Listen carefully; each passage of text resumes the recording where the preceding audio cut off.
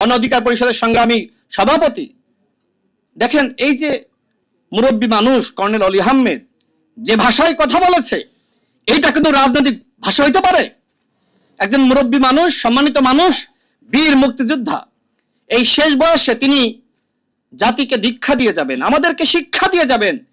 সেখানে তিনি এই এনসিপির যে তরুণ নেতারা আছে তাদের ফাঁদে পা দিয়ে আজকে কর্নেল অলি আহমেদ নাসিরউদ্দিন পাটোয়ারির ভাষায় কথা বলছে। মানে জামাতে যাওয়ার পরে এইভাবে যে আসলে চরিত্রের অধঃপতন হয়, সেটা কর্নেল অলি আহমেদকে না দেখলে আসলে আমি বুঝতাম না।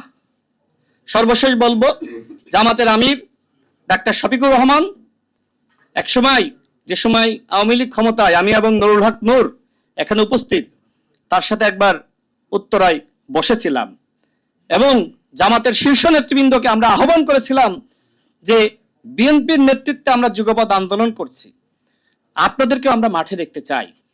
এখানে নুরুল হক নূর নিজে উপস্থিত আছে। ওই সময় জামাত ইসলামকে আমরা মাঠে পাইতাম না, যে কারণে আমাদের কাছে মনে হয়েছিল যে জামাতকে মাঠে নামতে হবে।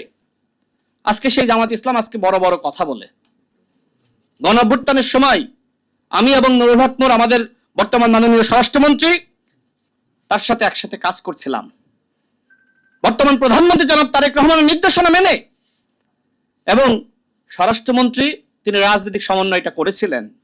জামাত ইসলাম, হেফাজত ইসলাম থেকে শুরু করে ইসলামিক দলগুলো এবং অন্যান্য রাজনৈতিক দল, তাদেরকে মাঠে সক্রিয় করার জন্য তিনি কাজ করেছেন। এবং এই বিষয়ে পরবর্তীতে জামাতের একজন নেতা আব্দুল্লাহ মোহাম্মদ তাহের সাহেব, যিনি জামাতের এমপি, তাকে আমি প্রশ্ন করেছিলাম যে গণ অভ্যুত্থানের সময় বিএনপির কোন নেতার সাথে আপনার বেশি কথা হতো বা রাজনৈতিক সমন্বয়টা কে করতেন? তিনি আমাকে বলেছিলেন যে বর্তমান স্বরাষ্ট্রমন্ত্রী, এবং তিনি আরো বলেছিলেন যে ওই সময় বর্তমান প্রধানমন্ত্রী জনাব তারেক রহমানের সাথে আমাকে গণ অভ্যুত্থানের সময় জনাব সালাউদ্দিন আহমেদ কথা বলিয়ে পর্যন্ত দিয়েছিল।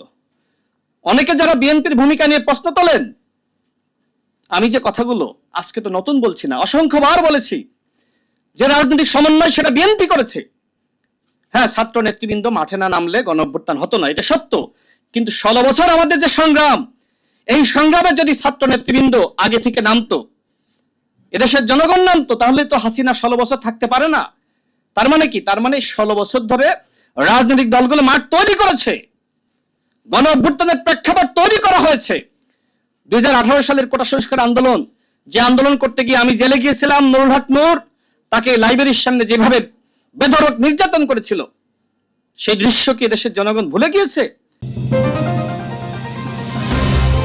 চ্যানেল বি প্লাস, নতুন সূর্যোদয়, নতুন বাংলা।